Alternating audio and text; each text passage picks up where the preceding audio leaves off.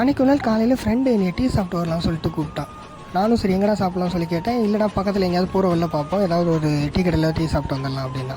சரின்னு சொல்லிட்டு 2 பேரும் பைக் எடுத்துகிட்டு போனோம். அந்த அசோக் நகரில் தாமரை டிவி சேனல் இருக்குது பார்த்தீங்களா, அதுக்கு ஆப்போசிட்டில் தாமரை தேநீர் குடல்னு ஒரு டீ கடை இருந்துச்சு. சரின்னு சொல்லிட்டு பைக்கை நிறுத்திட்டு உள்ளே போய்ட்டு ஆளுக்கு ஒரு டீ சொல்லிவிட்டு அங்கே அந்த ஆனியன் போண்டா, மெதுவடை, மசால் வடை, அப்புறம் அந்த கொண்டக்கடலெல்லாம் அவிச்சு ஒரு குட்டி பேக்கெட்டில் போட்டு வச்சுருந்தாங்க.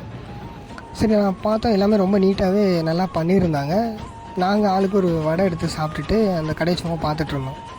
அங்கே ஒரு 2 விஷயம் ரொம்ப சூப்பராக இருந்துச்சு, ரொம்ப யூனிக்காக இருந்துச்சு, எங்களை ரொம்பவே இன்ஸ்பயர் பண்ணிச்சுங்க. உண்மையிலே சொல்லப்போனால் நம்ம ஒரு பிஸ்னஸ் பண்ணுறோன்னா எல்லாருமே கண்டிப்பாக பிடிச்சி தான் பண்ணுவோம், அதில் ஒரு யூனிக்னஸ் இருக்கும்.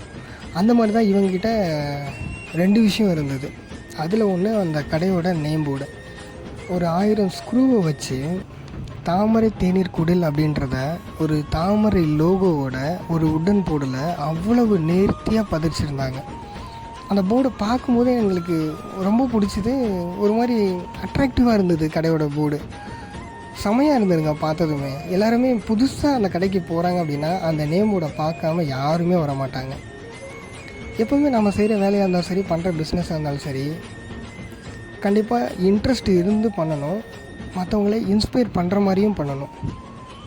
ஸோ அதனால தான் நம்ம எப்பயுமே என்ன சொல்லுவாங்க அப்படின்னா, நீங்கள் ஒரு வேலை பார்க்குறீங்க அப்படின்னாலும், ஒரு பிஸ்னஸ் பண்ணுறீங்க அப்படின்னாலும் பிடிச்சி செய்யுங்க, மற்றவங்களுக்கு பிடிக்கிற மாதிரி செய்யுங்க. அப்போ தான் எல்லாமே கண்டிப்பாக ஒரு நாள் சக்ஸஸ் ஆகும்னு சொல்லுவாங்க.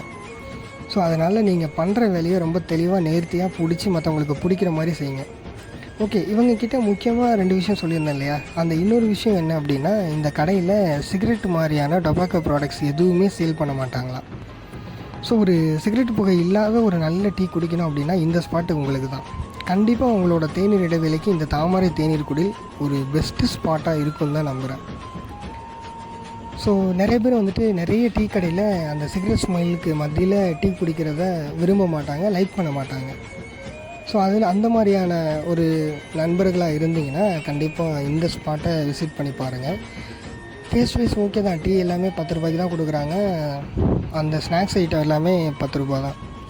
ஸோ நாங்களுமே ஆளுக்கு 2 டீ, ஒரு 3 வடை சாப்பிட்ருந்தோம். 50 ருபீஸ் தான் ஆச்சு. ஸோ காஸ்ட் வைஸுமே ரொம்ப பெருசாலாம் இல்லை, ஒரு ரெஸ்டாரண்ட் போயிட்டு சாப்பிட்ற அளவுக்குலாம் இந்த கடையில் இல்லை. ப்ரைஸ்லாம் ரொம்பவே லோவாக தான் இருக்கும். இங்கே வந்துட்டு அதே போல் இன்னொரு விஷயம் என்னென்னா, லெமன் டீ ரொம்பவே சூப்பராக இருக்கும்னு சொல்லியிருந்தாங்க. டேஸ்ட் வைஸ் செம்மையாக இருக்கும், ஒரு நாள் டெஸ்ட் பண்ணி பாருங்கள் அப்படின்னாங்க.